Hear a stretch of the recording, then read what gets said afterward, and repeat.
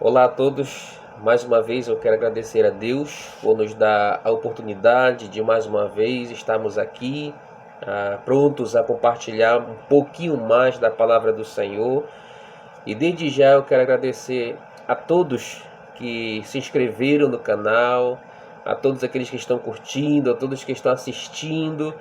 Peço que vocês compartilhem para que mais pessoas possam ter acesso assim às nossas meditações, que eu creio que tudo que se refere à palavra de Deus, sendo pregada, é claro, com dedicação, com seriedade, serve para o nosso crescimento espiritual.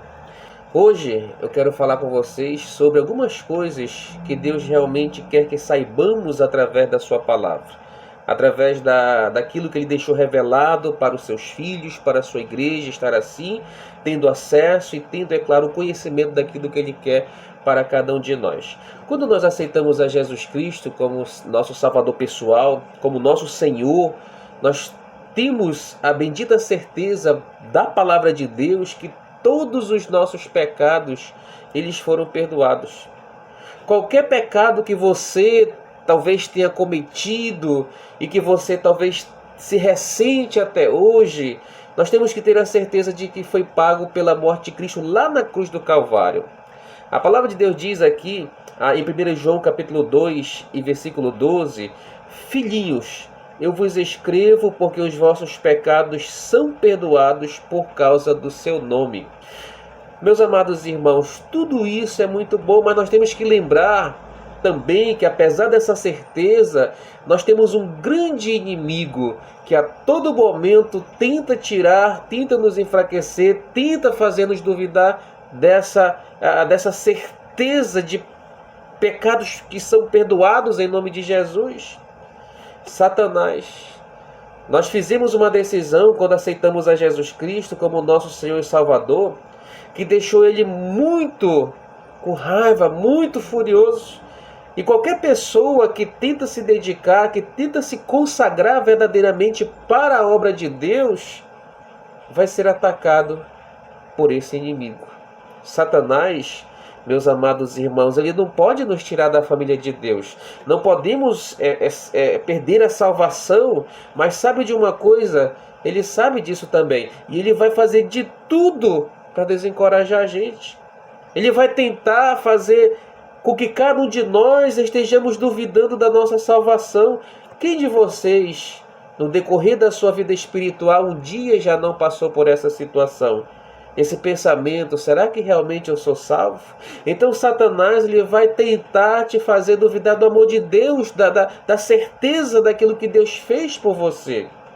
E quando nós lemos para a palavra de Deus, nós vamos observar algumas coisas que Deus realmente nos deixou para termos certeza e vencermos as tentações que Satanás coloca em nosso caminho. E uma das primeiras coisas que nós temos que saber, meus amados, da palavra de Deus, é ter a certeza de que nós somos salvos. No livro de 1 João, capítulo 5, versículos 11 a 13, diz assim a palavra do Senhor: e o testemunho é este, que Deus nos deu a vida eterna, e esta vida está no seu Filho. Aquele que tem o Filho tem a vida. Aquele que não tem o Filho de Deus não tem a vida. Estas coisas vos escrevi, a fim de saberdes que tendes a vida eterna, a vós outros que credes em o nome do Filho de Deus. Portanto, uma das primeiras coisas que Satanás ele vai querer realmente fazer é colocar dúvidas quanto à nossa salvação. Satanás vai querer ludibriar, Satanás vai querer colocar na tua mente dizendo que você não é salvo. Ele vai colocar dúvidas dizendo: tu realmente pensa que você está salvo só porque você acredita em Jesus? Ele vai dizer: ah, mas isso é muito fácil. Ele vai dizer: que garantia que você tem de que você é um salvo? Quando Satanás coloca esses pensamentos na nossa mente, qual será a nossa resposta, meus irmãos? Você não vai poder dizer: não, eu sei que eu sou salvo porque eu tenho um bom sentimento, eu sinto que eu sou salvo. Mas, meus amados irmãos, os sentimentos eles variam. Um dia você está com um sentimento, amanhã você pode ter outro sentimento. Então você não pode ter esse bom sentimento amanhã Então como é que nós vamos garantir, como é que nós vamos ter a certeza de que nós somos salvos? A maneira de sabermos que estamos salvos, sabe por onde é? É pela palavra de Deus e não por sentimento. O nosso sentimento muda, como nós já observamos, mas a palavra de Deus ela não muda, ela é sempre a mesma. Deus diz na sua palavra que todo que tem Cristo como seu Salvador, verdadeiramente tem o verbo presente aqui. Você pode dizer: eu sei que estou, que eu sou salvo, porque Deus assim me diz na sua palavra. O Senhor Jesus, meus amados irmãos, Ele não somente nos salva, apenas como Ele também nos guarda, Ele nos chama de suas ovelhas. E Ele vai dizer que as suas ovelhas nunca perecerão. Lá em João capítulo 10, Ele vai dizer: as minhas ovelhas, elas ouvem a minha voz, eu as conheço, elas me seguem, eu lhes dou a vida eterna e nunca vão perecer. E sabe de uma coisa? Ele vai dizer: ninguém as arrebatará da minha mão. João capítulo 10, versículo 28. A palavra perecer lá, ninguém vai perecer, é justamente perder-se, se perder. Jesus diz que nós nunca iremos nos perder. Jesus diz que nós estamos nas suas mãos, nas mãos do Pai, no versículo 29, e ninguém pode jamais nos arrebatar das poderosas mãos de Deus. Então a garantia, a certeza da tua salvação é algo que deve realmente estar presente na tua vida com convicção, não somente porque você acha ou porque teus sentimentos são bons, mas porque a palavra de Deus assim, ela nos confirma. A segunda coisa que nós vamos observar em relação à palavra de Deus é sobre a tentação. Nós podemos vencer a tentação. 1 Coríntios capítulo 10 e versículo 13 vai nos dizer assim: não vos sobreveio tentação que não fosse humana, mas Deus é fiel e não permitirá que sejais tentados além das vossas forças. Pelo contrário, juntamente com a tentação vos proverá livramento, de sorte que a possais suportar. Meus amados irmãos, essa é mais uma forma que o inimigo ele vai nos atacar. Ele vai querer colocar na nossa mente mais ou menos o seguinte: olha, tudo bem, você é o filho de Deus, mas sabe de uma coisa?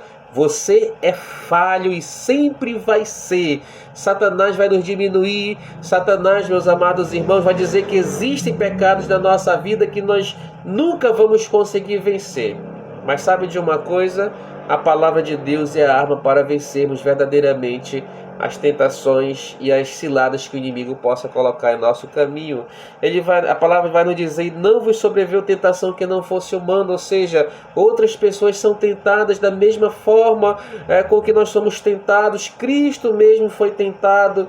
Nós vamos observar que a tentação ela surge da nossa natureza, ela surge verdadeiramente do nosso querer, e vai continuando o versículo dizendo: mas Deus é fiel, ou seja, Deus sempre faz aquilo que Ele diz que irá fazer. Então nós podemos contar com o fato de Deus ser fiel. E o texto vai dizendo mais: e não permitirá que sejais tentados além das vossas forças. O que isso quer dizer? Isso significa, meus amados irmãos, que Deus ele promete que não vai deixar você ser tentado além do que você consegue suportar. Ele está conosco até mesmo nessas horas. E o texto vai dizendo: pelo contrário, juntamente com a tentação vos proverá livramento, de sorte que a possais suportar. Meus amados irmãos, isso significa que Deus ele vai sempre providenciar uma porta de fuga, uma porta de escape para fugirmos da tentação, para que não estejamos caindo nas tentações. Algumas vezes nós pensamos que nós pecamos só porque nós fomos tentados a fazer alguma coisa. Achamos que a tentação em si é pecado, porém a tentação não é pecado, meus irmãos. Nós pecamos quando nós cedemos à tentação. O próprio Senhor Jesus Cristo ele foi tentado muitas vezes. E a palavra de Deus nos diz que Ele nunca pecou. Portanto, você pode ter 1000 situações rondando a tua cabeça, te instigando, te incentivando para fazer o que é errado, mas você tem verdadeiramente, com o auxílio de Deus, a oportunidade de sair da tentação. Durante toda a sua vida, você tem que entender: você vai ser tentado, mas com a ajuda de Deus, conforme nós vimos aqui, você pode vencer a tentação. Outra coisa que nós vamos observar na palavra de Deus, que vai verdadeiramente nos mostrar a como realmente Deus nos acolhe, como Deus nos ama, é através de nosso entendimento de que quando pecarmos, Deus irá nos perdoar. Como? Basta nos arrependermos. 1 João, capítulo 1, versículo 9 diz: se confessarmos os nossos pecados, Ele é fiel e justo para nos perdoar os pecados e nos purificar de toda injustiça. Meus amados irmãos, mesmo sendo santos, nós temos que entender que nós ainda mantemos uma natureza pecaminosa. E geralmente nós caímos. A própria palavra de Deus diz no versículo 8 de 1 João 1, se dissermos que não temos pecado nenhum, a nós mesmos nos enganamos e a verdade não está em nós. Nós pecamos, irmão, diariamente, constantemente. E o que acontece quando nós pecamos? Satanás, ele vem nos condenar. Ele talvez diga, está vindo aí o crente, olha só o que você fez, crente. A crente não faz estas coisas, Deus está brabo, Deus não vai te perdoar. Uma vez, um testemunho pessoal, né? Nós contamos, eu gosto de rir, tudo mais, contar piada. Contar não, que eu não sei muito, mas eu gosto de ouvir e rir. E numa dessas, alguém chegou e diz, olha o crente, sabe por quê? Só porque nós estávamos rindo alto. Então, meus irmãos, perante as pessoas, o crente não pode nem sorrir alto, né? Então, as pessoas mesmo fazem o trabalho ali de Satanás. Satanás não precisa nem ter trabalho de acusar os crentes, porque as próprias pessoas aqui já fazem tudo isso. Mas, meus amados irmãos, não importa o quanto você falhe, Deus promete te perdoar sempre que você confessar os seus pecados a Ele. Não é alguma pessoa humana, não é alguém que realmente está aqui na assistência, mas confessar a Ele, confessar ao Senhor. Deus, ele, claro, Ele não gosta dos nossos pecados, mas Ele nos ama. Ele ama os seus filhos. E o seu amor por nós nunca muda. Qual é o pai que não ama os seus filhos? Alguém talvez possa perguntar como é que Deus pode nos amar tanto assim quando nós somos tão fracos, tão pecadores. Meus amados, a razão pela qual Deus nos ama é porque nós pertencemos a Cristo. Quando Deus olha para o seu Filho, quando Deus olha para o crente, Ele vê a Cristo. A outra coisa, meus irmãos, que Deus quer que saibamos, é que Ele responde às nossas orações. Ele ouve e responde. João capítulo 16, versículo 24. Agora é o Evangelho de João. Até agora nada tendes pedido em meu nome. Pedi e recebereis, para que a vossa alegria seja completa. Aceitar Jesus, irmão, não significa que nós não vamos mais ter problemas. Na própria palavra, o Senhor Jesus Cristo nos ensina que nós teríamos muito trabalho, passaríamos por muitas aflições neste mundo. Então, quando você tem ali um grande problema, quando você se depara com algo que você acha que realmente é impossível superar, o que Satanás faz? Ele faz o seu papel, ele tenta nos desencorajar, ele tenta fazer com que nós estejamos duvidando do amor e do cuidado, da fidelidade do Senhor Deus. Satanás, ele pode muito bem colocar ali aqueles pensamentos na nossa mente dizendo Deus não se importa com você, aquele pensamento mundano, Deus criou o mundo e deixou o mundo à própria sorte, então você tem que se virar, Deus está muito ocupado para se preocupar com os teus problemas. Mas o que a Bíblia diz, meus irmãos? A Bíblia diz que Deus é o nosso Pai e que Ele ouve e responde às orações dos seus filhos. Ele nos ama, Ele quer que nós estejamos realmente colocando a nossa situação diante dEle. Tanto é que o apóstolo Pedro, na sua primeira carta, ali no capítulo 5, ele vai dizer, lançando sobre Ele toda a vossa ansiedade, porque Ele tem cuidado de vós. Então, meus irmãos, o que devemos fazer sobre as nossas necessidades? Devemos orar ao Pai. Devemos orar ao Pai em nome de Jesus. Jesus nos ensinou que Deus é realmente o nosso Pai. Devemos nos dirigir a Ele e pedir aquilo que nós precisamos. Jesus mesmo diz aqui no versículo 24, pedi e recebereis para que o vosso gozo se cumpra. Meus amados irmãos, Deus, é claro, Ele não promete responder às nossas orações quando nós temos algum pecado na nossa vida. ou até mesmo quando nós pedimos coisas ruins. Tiago vai escrever na sua carta dizendo que nós pedimos e não recebemos. Por quê? Porque nós pedimos mal para esbanjar nos nossos prazeres e deleites. Então tudo aquilo que é bom para mim, obviamente que Deus irá responder positivamente. Mas se aquilo que eu peço não está verdadeiramente ali dentro do plano de Deus, onde irá me abençoar, onde irá me trazer coisas boas, Ele não vai ouvir. Portanto, as nossas orações, elas vão servir para conformar o meu coração, a minha vontade, à vontade de Deus. Portanto, meus amados irmãos, nós precisamos entender estas coisas.